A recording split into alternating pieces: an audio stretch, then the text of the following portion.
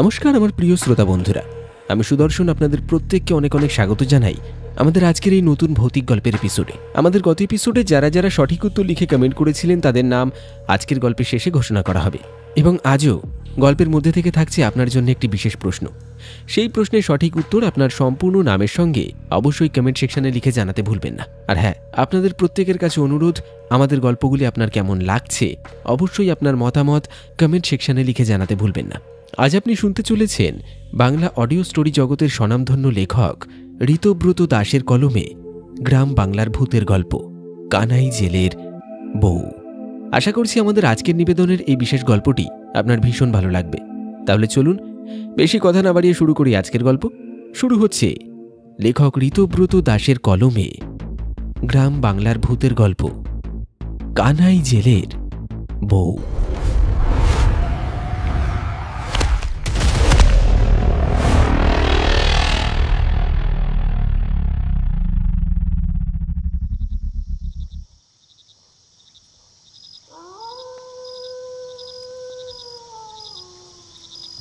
গ্রামের প্রান্তে ঘন জঙ্গলের ধারে একটা ভাঙা নদীর ঘাটে শ্মশান পাড়ের ভেতর বসে আছেন সাধু বাবা। তার চোখ দুটো জবা ফুলের মতো লাল, কপালে ছাইয়ের টিপ। বাইরের দুর্যোগপূর্ণ রাতের অন্ধকার তার গভীর চেহারায় এক অলৌকিকতা যোগ করেছে। মালতী সেখানে নতজানু হয়ে বসে আছে। তার ভেতরের সমস্ত যন্ত্রণা যেন এক কঠিন প্রতিজ্ঞায় রূপান্তরিত হয়েছে। সাধু বাবা বললেন, আর কেঁদো না মা, কেঁদো না। গমগমে স্বরে বললেন কথাটা। সেই স্বর যেন গভীর থেকে উঠে আসা কোনো প্রাচীন মন্ত্র। যে পাপ করেছে তার শাস্তি হবে। প্রকৃতির বিচার কখনো ফেরে না। সাধু বাবা তার হাতে দিলেন কালো কুচকুচে ছাইয়ের মতো দেখতে একটু বস্তু। সেটি তন্ত্রমন্ত্রে সিদ্ধ করা। তারপর বললেন, এই নে, এটা তোকে খোকার কাছে যাওয়ার পথ দেখাবে। অপঘাতে মৃত্যু হওয়া প্রেতাত্মা তারা মুক্তি না পেলে অস্থির থাকে, কিন্তু সঠিক তন্ত্রে তাকে কাজে লাগানো যায় বই কি। তার চোখের স্থির দৃষ্টি মালতীর চোখে পড়ল। এটা দিয়ে তুই এই কাজগুলো করবি। কাল রাতে যখন ঘোর দুর্যোগ নামবে, তখন প্রকৃতির আলো আঁধারির খেলায় জগৎ বিভ্রান্ত থাকবে। তুই মাছ ধরার সেই ডোবার পাড়ে গিয়ে এই বস্তুটি মন্ত্র পড়ে জলে ভাসিয়ে দিবি। মন্ত্র তোকে দেওয়া আছে। তোর ছেলে, সেই অভাগা খোকা, তার প্রেত শক্তি তখন সেই জল থেকে উঠে আসা এক ছলনার পথ খুঁজবে। সেই পথ তোর শত্রুকে তোর কাছে টেনে আনবে, আর ব্যাস, তোর কার্য সিদ্ধি হয়ে যাবে। মুক্তি পাবে সে, আর উপযুক্ত শাস্তি পাবে সেই দুষ্কর্মকারী যে ওই নিষ্পাপ জীবনটা হরণ করার সাহস করেছে। যা, ফিরে যা, তুই যা। মালতীর চোখ কঠিন হয়ে গেল। সে মাথা ঝুঁকিয়ে প্রণাম জানালো। তার হাতে ধরা সেই বস্তুটি যেন এখন আর শুধু পোড়া ছাই নয়, বরং প্রতিশোধের বীজ।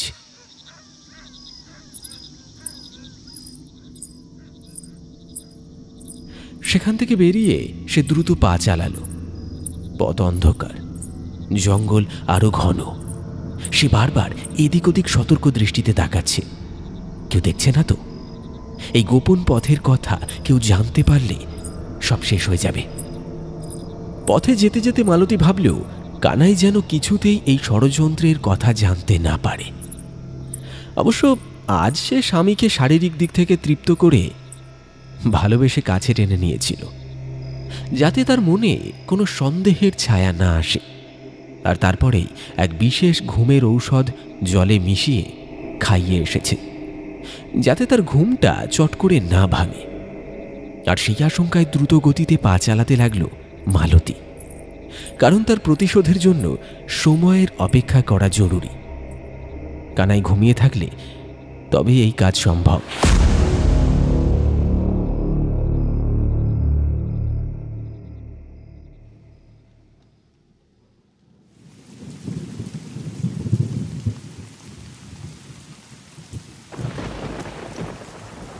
সেদিন মুষলধারে বৃষ্টি নেমেছে বাইরে। মালতী ঘরের কোণে চাদর মুড়ি দিয়ে শূন্য দৃষ্টিতে তাকিয়ে আছে। কানাই তাকে বিদ্রূপ করে। তোর ওই মরা ছেলেটাই সব খেয়ে নিল, বুঝেছিস? আজ এই ঘুটঘুটে অন্ধকারে ঝমঝম বৃষ্টির মাঝে বসে মালতী শুধু দেখছে যেন সেই মরা ছেলের ছায়া, আর দেখছে কানাইয়ের জাল সারানোর দৃশ্য। কানাই তখনও বিড়বিড় করছে, আজ অনেক কাজ আছে, বুঝেছিস? মাঝরাতে একবার বেরোবো। কানাই এবার সামান্য গলা নামিয়ে বলল, কিন্তু মালতী নড়ল না। তার শূন্য দৃষ্টি যেন সামান্য কেঁপে উঠল। কানাই জাল গুটিয়ে রাখল। হারিকেনের আলোটা আরেকটু বাড়িয়ে দিল সে।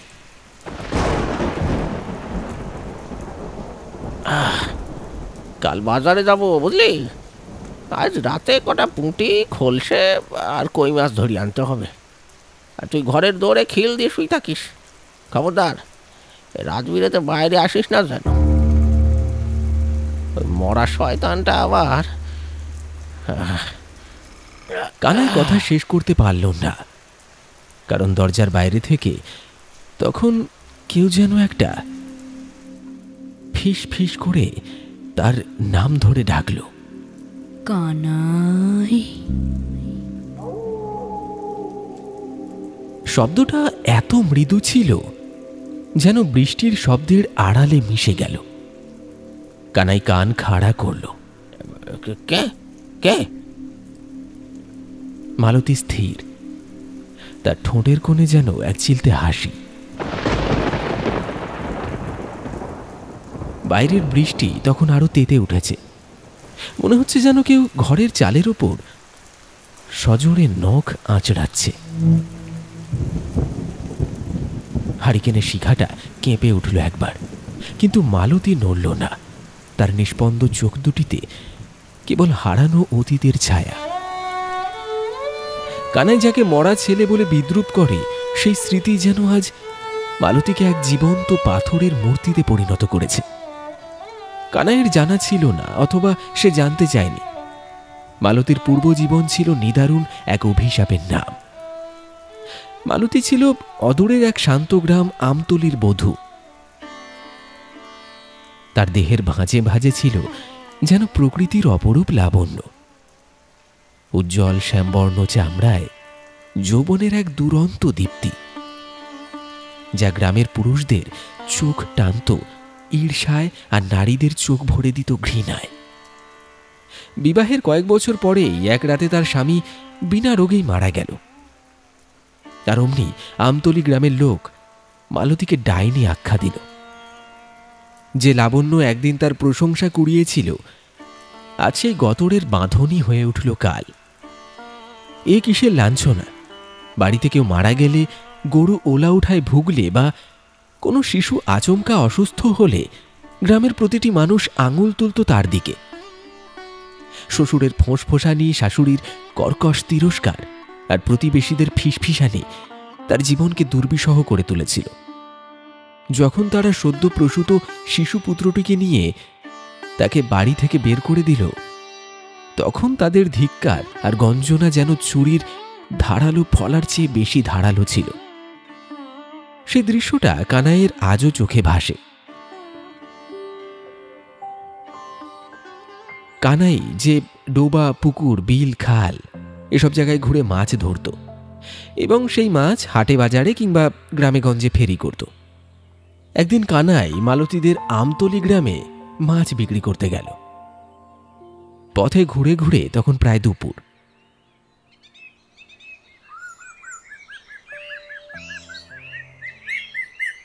মাছ তেমন কিছুই বিক্রি হয়নি আজ।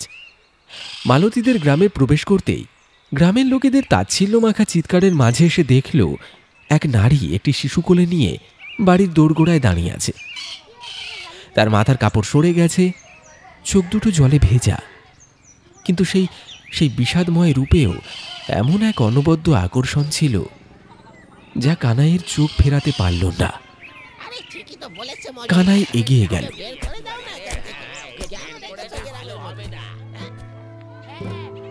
লাবণ্যময়ী মালতীকে দেখে তার মনে জাগল এক আদিম পছন্দ। সে এক মুহূর্ত দ্বিধা করল না। সমাজের লাঞ্ছনা থেকে বাঁচাতে একটা আশ্রয় দরকার ছিল মালতীর, আর কানাই তার সেই আশ্রয় হয়ে উঠল। সেই দিনই সে মালতীকে বিয়ের প্রস্তাব দিল। মালতী সমাজের বিষাক্ত দৃষ্টি থেকে বাঁচতে কেবল সন্তানের মুখের দিকে তাকিয়ে কানাইয়ের হাত ধরে চলে এলো তার ঘরে। কয়েকটা বছর মোটামুটি কেটেছিল। কানাই মৎস্যজীবী মানুষ, সে ছিল প্রকৃতির মতোই সরল, কিন্তু তার মনে ছিল জটিলতার বীজ। মালতীর রূপ তাকে মুগ্ধ করেছিল। তার প্রতি কানাইয়ের মোহ ছিল দুর্নিবার। তার গতরের ঔজ্জ্বল্যতা, তার শরীরী আকর্ষণ, এসবই কানাইয়ের ভালোবাসার ভিত্তি ছিল। কিন্তু মালতীর সঙ্গে যে তার প্রথম পক্ষের ছেলেটিও এসেছিল, তাকে কানাই একেবারেই পছন্দ করত না। তাকে দেখলেই তার গাটা জ্বলে উঠত। মনে হতো যেন সে এই ভালোবাসার মোহে এক অবাঞ্ছিত কাঁটা।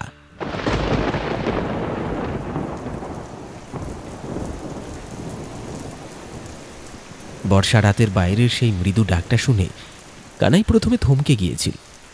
তার কপাল কুঁচকে উঠেছিল, কিন্তু সে দ্রুতই নিজেকে সামলে নিল। বৃষ্টির শব্দে ভুল শোনাটা স্বাভাবিক, এই ভেবেই সে সেটিকে উড়িয়ে দিল। এখন তার মন অন্য চিন্তায় মগ্ন। ঘরে চাল নেই, পেটে খিদে, আর সামনে বসে আছে এক লাবণ্যময়ী নারী, যাকে সে তার দুর্ভাগ্যের জোরে, বা বলা যায় সৌভাগ্যেই, অধিকার করেছে। কানাই জালটা একপাশে রেখে হারিকেনের কাছে সরে এলো। তারপর মালতীর আরো কাছে গিয়ে নিচু স্বরে বলল, যেন ভালোবাসার ছলে সে এক ধরনের ছলনা করতে চাইছে। তার দৃষ্টি মালতীর ফোলা চোখের দিকে নয়, বরং তার অনবদ্য গতরের দিকে নিবদ্ধ। মালু, এদিকে শোন। আরে অমন করে বসে থাকিস নে, আমার বুকটা জ্বলি যায়, বুঝেছিস? সে হামাগুড়ি দিয়ে মালতীর একদম কাছে এসে বসল। মেয়েটার জীবনে এমন দুর্দিন না এলে কানাইয়ের মতো জেলের ভাগ্যে এমন চাঁদপানা বউ জুটত না কোনোদিনই। এই রূপের আকর্ষণেই সে সব ভুলে যেতে পারে। কানাই এবার মালতীর হাতে হাত রাখল। মালতীর শরীর পাথরের মতো কঠিন, তাতে কোনো সাড়া নেই। শোন না, আমি তোর সেলিকে আর মরা সেলি বলবো না, ঠিক আছে? আমাকে না হয় ক্ষমা করে দে। আমি জানি তোর বুকের ভেতরে কষ্ট। ছেলেটা তো যতই হোক তোর নিজের রক্ত ছিল। এইটুকু বলে সে থামল। নিজের কথাগুলোকে আরো বিশ্বাসযোগ্য করার জন্য তার কণ্ঠে সামান্য দার্শনিকের ভান আনল। কিন্তু যেটা হওয়ার ছিল সেটা তো হয়ে গেছে। কি করবি বল? ওপরওয়ালা বোধহয় চাননি ওই ছেলে আমাদের সংসারে থাকুক। আর কেনই বা থাকবে? ওই গ্রামের লোক, তোর ওই শ্বশুর বাড়ির লোক তো তোকে ডাইনি বলে তাড়িয়ে দিয়েছিল, মেরে ফেলতে চাইছিল। আমি মনে রাখিস, আমি তো তোকে বাঁচিয়ে নিয়ে এলাম। ও বাড়ির বীজ, ও বাড়ির বাপ আর সঙ্গে করে নিয়ে ঘুরবি কেন? ছেলেটা গেছে, যাক। দেখবি এবার আমাদের দুজনার একটা ফুটফুটে বাচ্চা হবে। সেই বাচ্চাটারে নিয়ে তুই আনন্দে থাকিস, কেমন? মালতী তখনও মাটির দেয়ালের দিকে তাকিয়ে আছে। তার চোখে কোনো পলক নেই। কানাইয়ের প্রতিটি কথা যেন তার কানে ঢুকছে না। বরং জমা হচ্ছে বুকের ভেতরের হিম শীতল শূন্যতায়। কানাই এবার পরিস্থিতির দিকে মনোযোগ ফেরালো। দেখ, ঘরের চাল বারণ তো, কদিন ধরে মাছও পাচ্ছি নে, না পেলে তো তোর আর আমার না খেয়ে থাকতে হবে।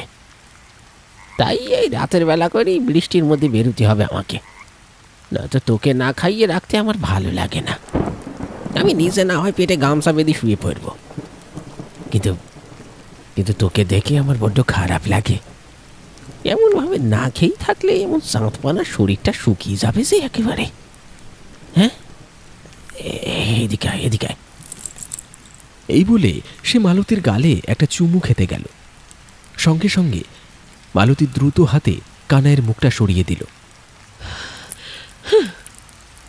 কানাই ব্যাপারটা সহজ করার জন্য হেসে উঠল, এক কৃত্রিম রুক্ষ হাসি। আচ্ছা আচ্ছা, ভুল হয়ে গেছে আমার, বলছি তো। এবার হাসি মুখে আমাকে যেতে দে। কপাল ভালো থাকলে পর আজ রাতে দেখবি ভরি ভরি মাছ নিয়ে ফিরবো। হ্যাঁ। সে উঠে দাঁড়ালো, ছেঁড়া জালটা হাতে নিল, হারিকেনের বাতিটা ভালো করে ধরে নিল, যার মৃদু আলোয় এখন ঘরের ভেতরের ধুলোবালিও স্পষ্ট। মাথায় একটা মাতলা চাপালো। তারপর দরজার কাছে পৌঁছে শেষবার সে মালতীর গতরের দিকে তাকালো। বৃষ্টি ভেজা রাত, পেটে খিদে আর মনের মধ্যে এক আদিম জিঘাংসা। কানাই ভাবল, আজ যদি মাছগুলো ধরতে পারে তবে কালকের দিনটা ভালো কাটবে, আর ভোরে ফিরে এই রূপবতী স্ত্রীকে, তার লাবণ্যময় শরীরটাকে পেটের খিদে মেটানোর পরে একটু চেটেপুটে ছিঁড়ে খাবে। এটাই তার পাওনা। এই ধরনেরই কিছু কদর্য চিন্তা ভাবনা করে একটা হালকা অর্থপূর্ণ হাসি হেসে কানাই ঘর থেকে বেরিয়ে গেল।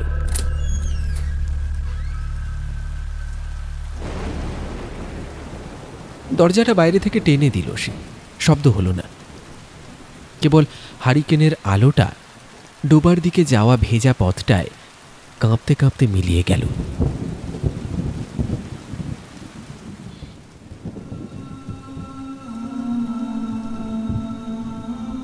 মালতী তখনও বসে আছে সেই মূর্তির মতো, কিন্তু এখন তার চোখে আর জল নেই। কানাইয়ের হাসিটা যেন তার ভেতরের ক্রোধকে আরো উস্কে দিল। সে ফিসফিস করে নিজেকেই যেন নিজে বলতে লাগলো, যা, তোর পাওনা আজ মিটিয়ে দেব। ঘরের ভেতরে হারিকেনের আলোয় মাটির মেঝেতে খোকার খেলার পুতুলটার ছায়াটা যেন কেঁপে উঠল।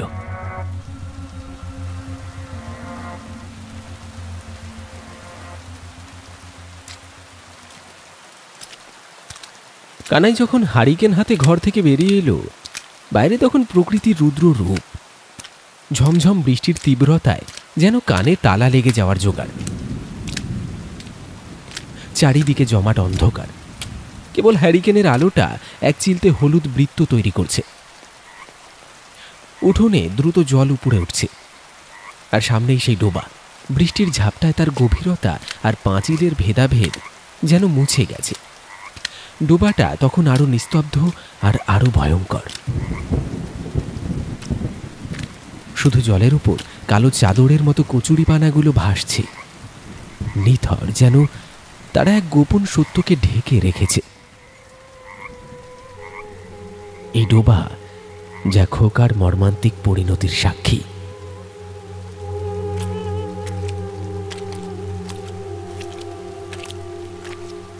উঠোন পেরিয়ে কানাই যেই রাস্তার কাছে পৌঁছতে গেল, তার ভেজা চোখ দুটো হঠাৎই হারিকেনের আলোয় ঝলমল করে উঠল। সেই আলো সামান্য দূর পর্যন্ত ছুঁয়েছে বটে, কিন্তু তাতে যা দেখল তাতে তার নিঃশ্বাস বন্ধ হয়ে যাওয়ার জোগাড়। কাদামাটির ওপর রাস্তার ঠিক ধারেই আছড়ে পড়ে আছে একটা বিশাল রূপলি বর্ণের চিতল মাছ। মাছটার দৈর্ঘ্য প্রায় 1.5 হাত, ওজন 10 কেজির বেশি হবে তো কম নয়।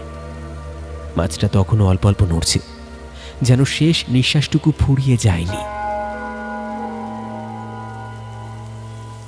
এই অন্ধকারে দুর্যোগের রাতে এমন রাজকীয় শিকার! কানাইয়ের চোখের লোভ দ্রুত জ্বলন্ত কাঠকয়লার মতো জ্বলে উঠল। সে বিশ্বাস করতে পারল না। দ্রুত একবার চোখ ডোলে ভালো করে তাকাল। হ্যাঁ, মাছটা সেখানেই পড়ে আছে। তার মনে হলো এত বড় মাছ এখানে এলো কি করে? অবশ্য হতে পারে ডোবা থেকে লাফিয়ে উঠে এসেছে। মুহূর্তের জন্য একটা ঠান্ডা স্রোত তার মেরুদণ্ড দিয়ে বয়ে গেল। সামনেই সেই ডোবাটা, যে ডোবার পাঁকে সে একদিন। কথাটা ভাবতেই কানাই একটু সতর্ক হয়ে গেল। একটা স্বস্তির শ্বাস ফেলে সে এই অলৌকিক প্রাপ্তিকে আর গভীরে ভাবতে চাইল না। এ নিশ্চয়ই ভাগ্যের দান। বাড়িতে ফিরে গিয়ে জালটা উঠোনের একপাশে নামিয়ে রেখে সে তড়িৎ পায়ে রাস্তার কাছে মাছটা ধরে 2 হাতে আঁকড়ে ধরল সে। কি অসম্ভব ঠান্ডা মাছটার শরীর, আর কি পিচ্ছি! বাপরে বাপ, এ যেন মাছ নয়, একখণ্ড বরফের ডেলা। অনেক কষ্ট করে কানাই সে বিশাল চিতলটাকে টেনে হিঁচড়ে ঘরে ঢোকালো।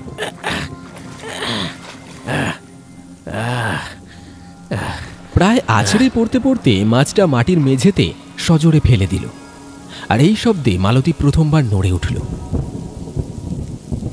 এতক্ষণ সে মূর্তির মতো ছিল, এবার ঘাড় ঘুরিয়ে মাছটার দিকে তাকালো। আনন্দে আত্মহারায় কানাই হাঁপাতে হাঁপাতে বলল, দেখ মালতী, দেখ, কপাল খুলে গেছে, আর উপোস করে থাকতে হবে না। মালতী মাছটার দিকে তাকালো, কিন্তু তার চোখে কোনো ভাবান্তর নেই। চিতল মাছের রূপলি শরীর থেকে তার চোখে যেন কিছুই প্রতিফলিত হলো না, কেবল সেই গভীর শূন্যতা। কানাই মালতীর ভাবলেশহীনতা উপেক্ষা করেই চলে। তার উত্তেজনা তখন বাঁধ ভাঙা। নে নে নে, জলদি কর, আরে উপরওয়ালা মুখ তুলে শেষে, দেখেছিস? আজ এই দুর্যোগের রাতে মাছ ধরতে যাব ভেবেছিলাম, কিন্তু যেতে হলো না। বাড়ি থেকে বেরোতেই এত বড় একটা শীতল মাছ পেয়ে গেলাম। সে মাছটার পেটে বারবার হাত বুলিয়ে দিল। অর্ধেকটা আমরা খাবো, আর বাকিটা কেটে রেখে দিই, কাল সকালে বেচতে বেরবো। কম করে হলেও 10-15টা টাকা তো আসবে হাতে, আর তোকে আজ পেট ভরে খাওয়াবো। কানাইয়ের মনে যেন আনন্দ ধরে না। সে ক্ষণিকের জন্য ভুলে গেল তার দারিদ্রতা, ভুলে গেল মালতীর সন্তানের মৃত্যু। এই চিতল মাছটা যেন সব দুঃখ ভুলিয়ে দেওয়া একটা দৈব প্রাপ্তি। সে হারিকেনটা মাছের কাছে নামিয়ে রাখল, যেন সেই রূপলি শরীরটাকে আরো ভালো করে দেখতে পায়।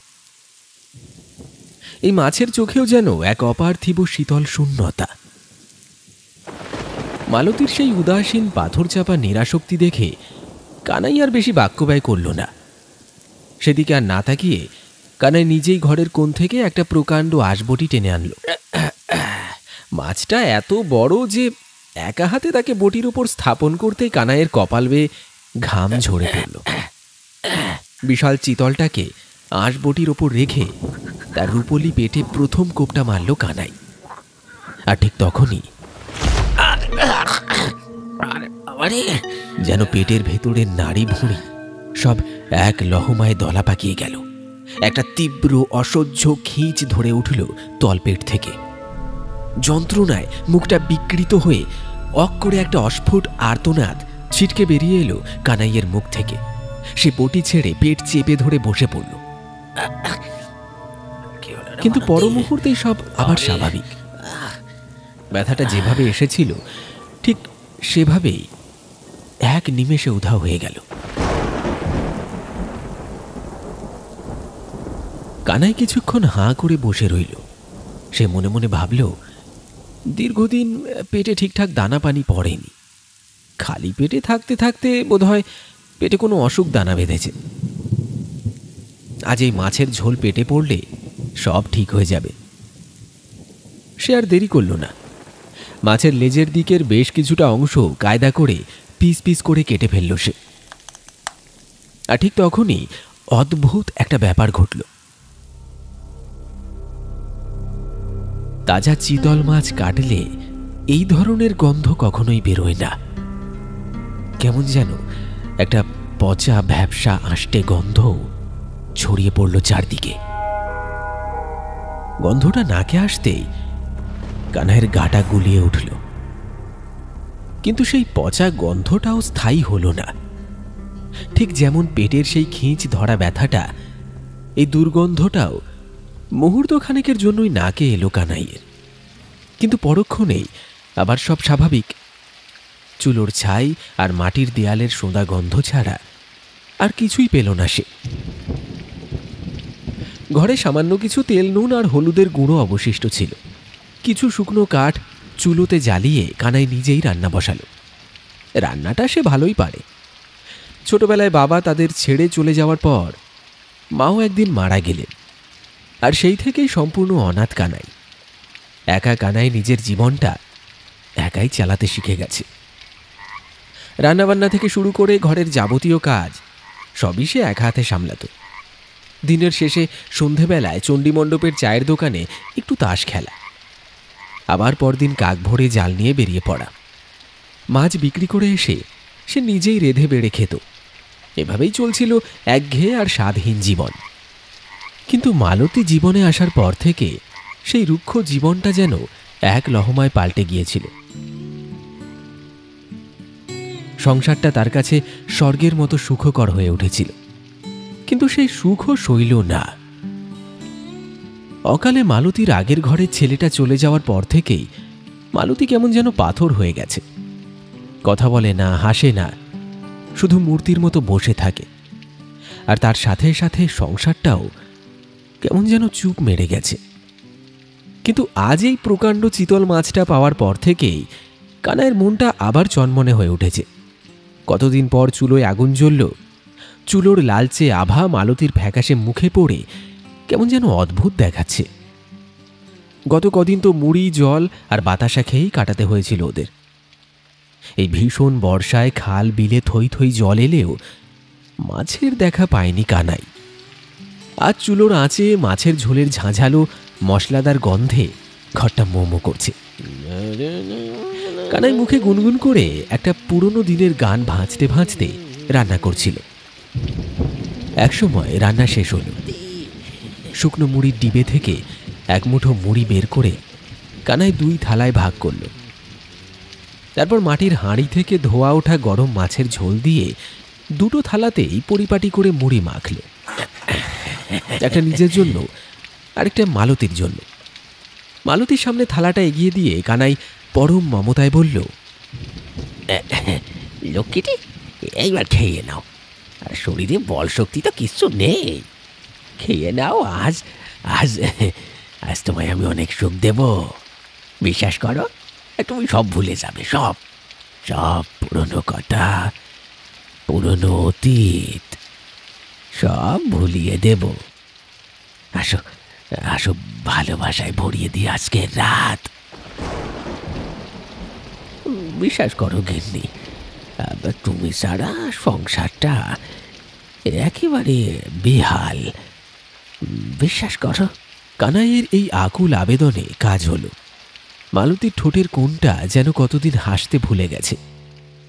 আর সেখানেই আজ যেন একটা ক্ষীণ হাসির রেখা ফুটে উঠল। সে কানাইয়ের দিকে তাকিয়ে মৃদু স্বরে বলল, স্বামীর মুখে অন্ন না তুলে আমি কি করে খাই বলো তো? আগে তুমি খাও, তারপর আমি খাচ্ছি। এই একটা কথা কানাই যেন হাতে স্বর্গ পেল। আনন্দে আটখানা হয়ে সে নিজের থালাটা টেনে নিল। তারপর গপ গপ করে খেতে শুরু করলো মুড়ি মাখা দিয়ে সেই চিতল মাছের ঝোল। আহ, কি স্বাদ হয়েছে গো মালতী। কানাইয়ের মনে হলো এমন সুস্বাদু জিনিস সে জীবনে আগে কখনো খায়নি। এ যেন অমৃত। মাছের ঝোল আর মুড়ি তো নয়, যেন সাক্ষাৎ স্বর্গ পেটে যাচ্ছে। কানাইয়ের খাওয়ার মধ্যে একটা অদ্ভুত তীব্র আরতি ফুটে উঠল। তার সমস্ত সত্তা, জীবনের সব না পাওয়া, সব খিদে যেন আজ একাই মিটিয়ে নেবে সে প্রায় মাথা গুঁজে খেতে লাগল। খেতে খেতে সে মালতীর দিকে তাকিয়ে বলল, অসাধারণ হয়েছে বুঝলে মালতী, এই মাছ নয়, একেবারে অন্য জিনিস। কাল বাকি মাছটুকু গ্রামে বিক্রি করতে বেরবো, আরে কম দাম হলেও বেশি দেবো। তারপর চাল ডাল আনাজপাতি সব নিয়ে আসবো ঘরে, আর অভাব থাকবে না আমাদের, দেখিস। বাইরে তখন বৃষ্টির বেগ সমান তালে ঝরছে, টিনের চালে ঝমঝম শব্দ। একসময় কানাইয়ের খাওয়া শেষ হল। থালা চেটে ফুটে পরিষ্কার করে সে মালতীর দিকে তাকাল। মালতী তখনও সেই মুড়ি থালা সামনে নিয়ে স্থির হয়ে বসে আছে। কানাই বলল, কি গুগিন্নি, তুমি খাবে না নাকি? মালতী তার সেই অদ্ভুত মায়াবী হাসিটা আবার হাসল। তারপর বলল, নিশ্চয়ই খাবো, কিন্তু আগে তোমায় একটু সোহাগ করে ঘুম পাড়িয়ে দিই। কথাটা শুনে কানাই যেন এবার একটু লজ্জাই পেল।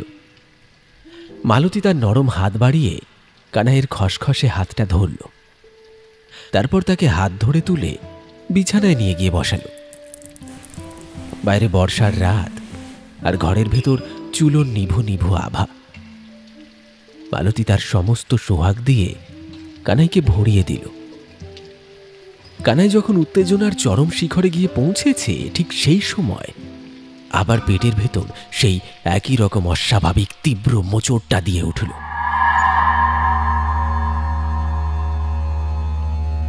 ব্যথায় কুঁকড়ে গিয়ে কানাই মালতীকে এক ঝটকায় পাশে সরিয়ে দিয়ে উঠে বসল। মালতী শান্ত গলায় জিজ্ঞাসা করল, কি হলো? কানাই দু হাতে পেট চেপে ধরে গোঙাতে গোঙাতে বলল, বড় মোচড় দিচ্ছে, কেন কি জানি বুঝতে পারছি না। পেটের কোনো ব্যারাম হইল কিনা কে জানে। মালতীর সেই শান্ত শীতল প্রশ্নে কানাইয়ের জিভ অসাড় হয়ে গেল। সে শুধু দু হাতে পেটটা চেপে ধরে গোঙাতে পারল। কথা শেষ হলো না। যে মোচড়টা দিয়ে শুরু হয়েছিল সেটা এবার ভয়ঙ্কর স্ফীতিতে রূপান্তরিত হলো। কানাই অনুভব করল তার পেটের ভেতরটা কেউ যেন হাঁপড় দিয়ে ফোলাচ্ছে, একটা তীব্র অসহ্য চাপ। মালতী, চল মালতী, চল। সে বিছানা থেকে নেমে দাঁড়ানোর চেষ্টা করল, কিন্তু পারল না। তার নিজের পেটই তার ভার কেন্দ্রকে টলিয়ে দিচ্ছে। সে দেখল তার গামছার বাঁধনটা পেটের স্ফীতিতে টুপ করে খুলে পড়ে গেল। আর তারপরে যা ঘটল তা মানুষের কল্পনার অতীত। তার পেটটা জামরুলের মতো মসৃণ হয়ে ফুলে উঠেছে, চামড়ায় টান পড়ছে, শিরা উপশিরাগুলো দড়ির মতো পেকে উঠছে।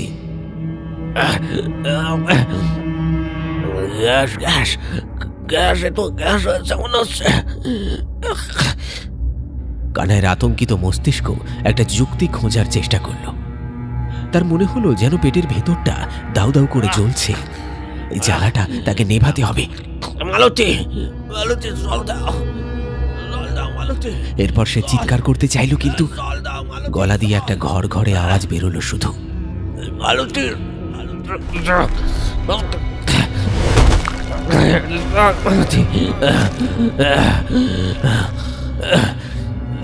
সে ভাবল মালতী বোধহয় রান্নাঘরে গেছে নিজের খাবারটা সরাতে। কি নির্দয়! স্বামী যন্ত্রণায় মরছে আর সে খেতে গেল। কানাই টলতে টলতে ঘরের কোণে রাখা জলের কলসির দিকে এগোলো।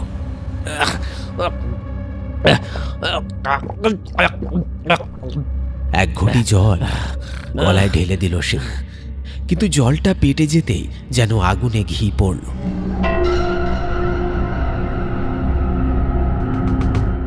একটা তীব্র হিস হিস শব্দ হলো পেটের ভেতর। যেটুকু জ্বালা ছিল তা যেন হাজার গুণ বেড়ে গেল। আর সেই সাথে স্ফীতিটাও। কানাই দেখল তার পেটটা ফুলে একটা প্রকাণ্ড ঢাকের আকার নিয়েছে। চামড়াটা এত টান টান যে মনে হচ্ছে এক্ষুনি ফেটে চৌচির হয়ে যাবে। কিন্তু তার চেয়েও ভয়াবহ যা ঘটল তা হলো তার পেটের ভেতর থেকে, চামড়ার নিচ থেকে একটা অদ্ভুত অসুস্থ লালচে আভা ঠিকরে বেরোতে শুরু করেছে। কানাই প্রথমে ভাবল এটা হয়তো হারিকেন বাতির ভেতরে জ্বলতে থাকা আগুনের প্রতিফলন, কিন্তু হারিকেনের আগুনের আলো তো এরকম হওয়ার কথা নয়। এই আলোটা আসছে তার তার নিজের পেটের ভেতর থেকে। ঠিক সেই মুহূর্তে মালতী রান্নাঘরে ছিল না।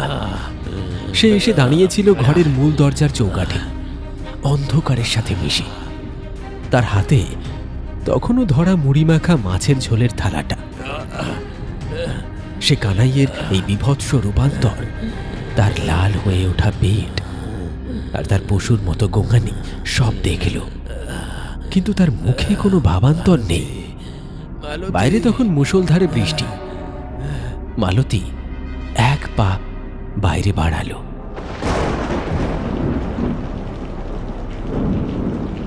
উঠোনের কাদা জলে দাঁড়িয়ে সে একবারও না তাকিয়ে হাতের থালাটা সজোরে উপর করে দিল।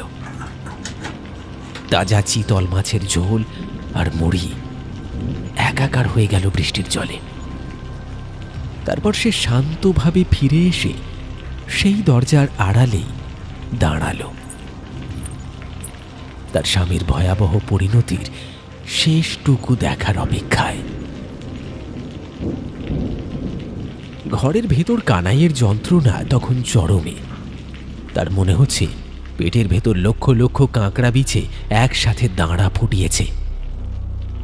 এই জ্বালা অসহ্য, সে আর দাঁড়াতে পারল না। চার হাত পায়ে হামাগুড়ি দিয়ে সে দরজার দিকে এগোতে লাগলো। তার নিজের শরীরটাই যেন আর তার নেই। একটা শেষ আর্তনাদ করে সে দরজায় ধাক্কা মারল। খোলা দরজা দিয়ে ছিটকে বাইরে বেরিয়ে পড়ল কানাই। উঠোনের কাদা মেখে সেই প্রকাণ্ড আলো ঠিকরানো পেটটাকে কোনো মতে টেনে হিঁচড়ে সে ছুটল। তার লক্ষ্য একটাই, ওই জল, ওই পচা ডোবার জল। এই আগুন নেভাতেই হবে তাকে। ডোবার জল সমস্তটা খেয়ে নিলেই যেন তার শান্তি হবে। পচা পাতা আর আবর্জনার তীব্র গন্ধ ছাপিয়ে কানাই ঝাঁপ দিল সেই খোলা জলে। জলে পড়ার একটা বিকট শব্দ হলো ঠিকই, কিন্তু কানাই ডুবল না। একটা অদ্ভুত নারকীয় ভারসাম্যে তার শরীরটা আটকে গেল। তার সেই প্রকাণ্ড স্ফীত পেটটা একটা বীভৎস ফাতনার মতো তাকে জলের উপর ভাসিয়ে রাখল। পেটের ভেতরে সেই লালচে আভা ডোবার কালো জলকেও আলোকিত করে তুলছে। অসম্ভব সেই ভারসাম্যে কানাইয়ের পিঠ আর মাথা জলের নিচে তলিয়ে গেল, অথচ পেটটা ভেসে রইল জলের ওপর। সে সোজা হওয়ার জন্য জলের নিচে প্রাণপণ হাত পা ছুঁড়তে লাগলো, কিন্তু পারল না। তার নিজের দেহই তার কবর হয়ে উঠেছে। তার পেটের ভেতরে যেন কেউ অদৃশ্য হাওয়া ভরে দিয়েছে। কানাইয়ের খোলা মুখ দিয়ে পচা ডোবার খোলা জল তার ফুসফুসে ঢুকতে লাগলো, আর জলের উপরে তার ভেসে থাকা পেটের ওপর বৃষ্টির ফোঁটাগুলো পড়ে টুপটাপ শব্দ করতে লাগলো। দরজার অন্ধকারে দাঁড়িয়ে মালতী স্থির চোখে সেই লাল আভাটার দিকে তাকিয়ে রইল, যতক্ষণ না সেটা ধীরে ধীরে নিভে যায়, ডোবার অন্ধকারের সাথে মিশে যায়।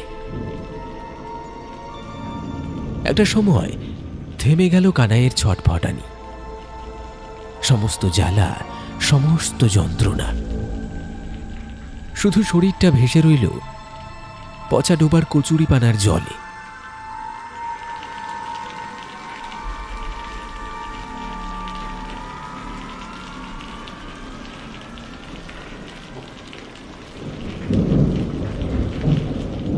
এতক্ষণ মালতী দূর থেকে নীরবে দাঁড়িয়ে দেখছিল, আর মনে পড়ে যাচ্ছিল সেই পুরনো দিনের ঘটনাটা। সেই বিষাদ মাখা দিনগুলোর মধ্যে একটি ঘটনা আজও মালতীর মনে কাঁটার মতো বিঁধে আছে।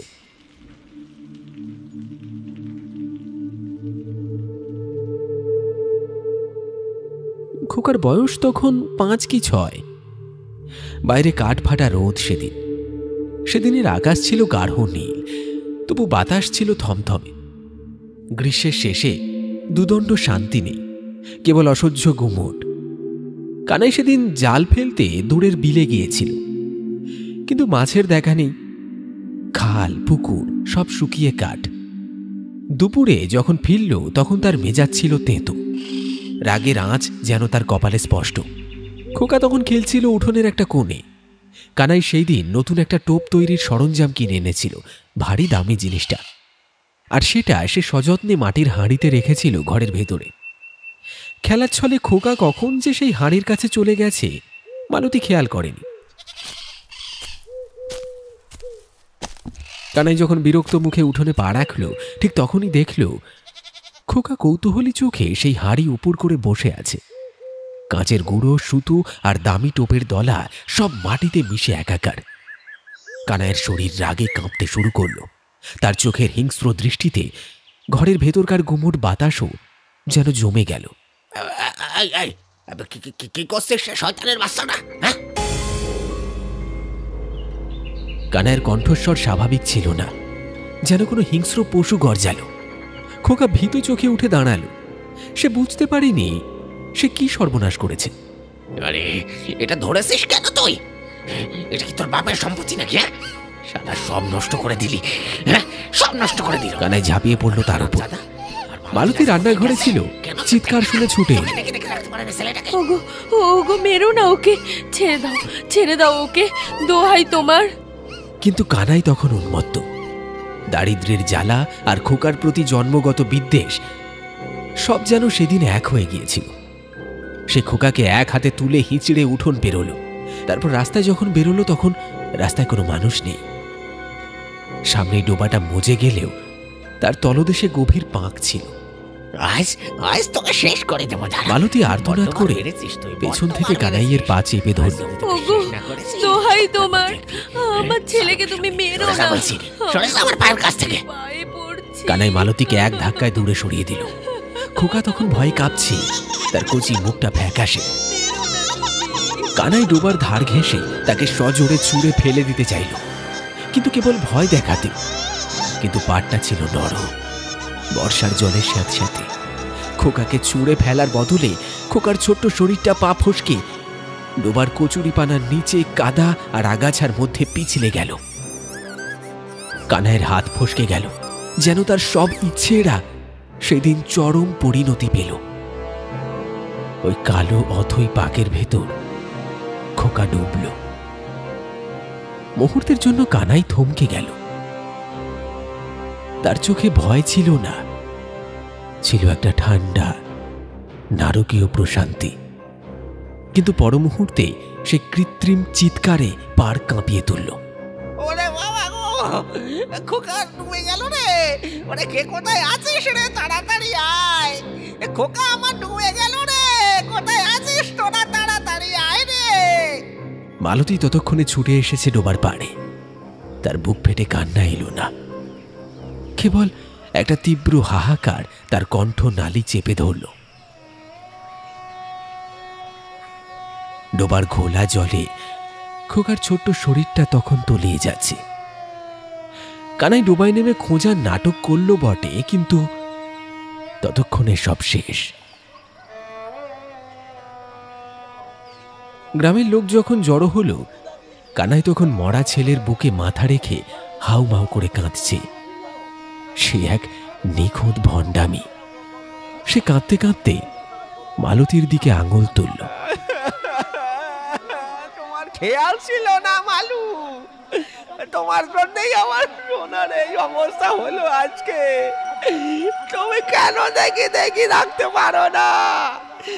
গায়ের লোকের কাছে আমি কি জবাব দেবো? এইবার বলো, কি জবাব দেব?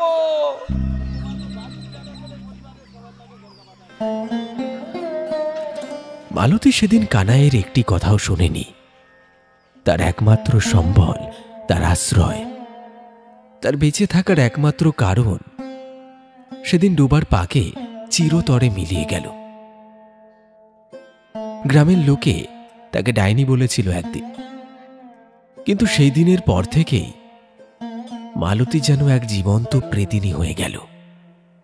তার চোখের জল শুকিয়ে গেল, বুক ধরফর করা বন্ধ হয়ে গেল।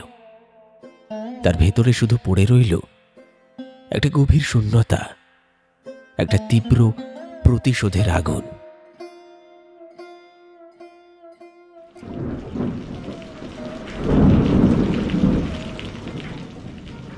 ডোবার কালো জল ততক্ষণে ধীরে ধীরে স্থির হয়ে এসেছে।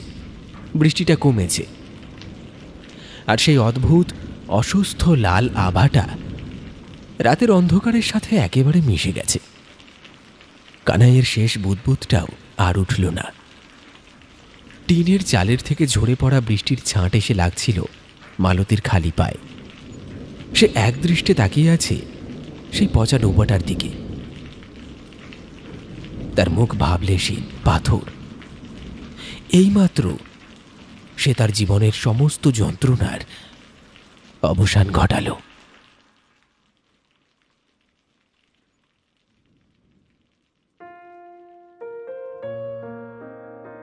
মালতীর মতো কত মেয়ের জীবনই তো এভাবে পুরুষের শারীরিক খাদ্যে পরিণত হয়। তাদের নিজস্ব সত্তা, তাদের মনের আকুতি সব চাপা পড়ে যায় এক পাশবিক অধিকারের নিচে। তারা যেন রক্তে মাংসে গড়া মানুষ নয়, তারা কেবল চাহিদা মেটানোর যন্ত্র। কানাই, যে মানুষটা তাকে ভালোবেসে ঘর বেঁধেছিল, সেই মানুষটাই নিজের স্বার্থসিদ্ধি, নিজের বিলাসিতার জন্য মালতীর নারী ছেঁড়া ধন, তার আগের পক্ষের সন্তান ভোলাকে শেষ করে দিয়েছিল।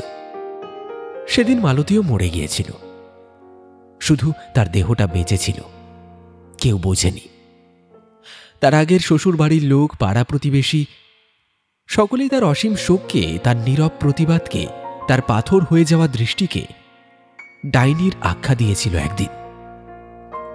কেউ একবারও ফিরে তাকায়নি, বোঝার চেষ্টা করেনি যে এই মেয়েটিও একদিন রক্তে মাংসে গড়া একটা সাধারণ মানুষ ছিল। তারও কষ্ট হয়, তারও বুক ফাটে। আজ এই বর্ষণমুখর রাতে মালতী তার সন্তানের মৃত্যুর প্রতিশোধ সম্পূর্ণ করল। সে আর এক মুহূর্ত এই পোড়া ভিড়ে দাঁড়াল না। ঘরের আঁধার ছেড়ে সে নেমে এলো বাইরের সর্বগ্রাসী আঁধারে।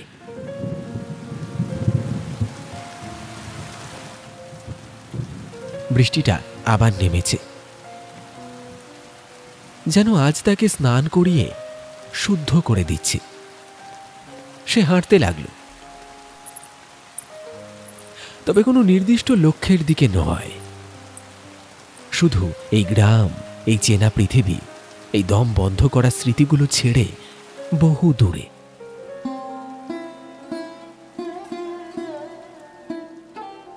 বোধহয় কাল সকাল থেকে মালতীকে আর এই গ্রামে কেউ দেখতে পাবে না। সকাল হলে আকাশ ফর্সা হবে। গ্রামের লোক যখন পচা ডোবার পাশ দিয়ে যাবে, তারা দেখবে জলের ওপর ভাসছে কানাইয়ের সেই অস্বাভাবিক ফুলে ফেঁপে ওঠা বিকৃত মৃতদেহটা। হয়তো এইবারও এই গ্রামের সহজ সরল মানুষগুলো একজোট হয়ে মালতীকেই ডাইনি ভাববে। তারা ভাববে সেই ডাইনি তার স্বামীকে হত্যা করে রাতের অন্ধকারে পালিয়ে গেছে। লোকের মুখে কত নতুন নতুন গল্প তৈরি হবে, কিন্তু আসল সত্যটা, সেই সত্যটা এই মাটির পৃথিবী জানল না। সেটা কেবল জানে ওই উপরে থাকা ভগবান, আর জানে মালতী, আর জানে আকাশের কোনো এক কোণে তারার মতো জ্বলতে থাকা মালতীর সেই ছোট্ট অকালে ঝরে যাওয়া প্রাণের প্রিয় সন্তান ভোলা।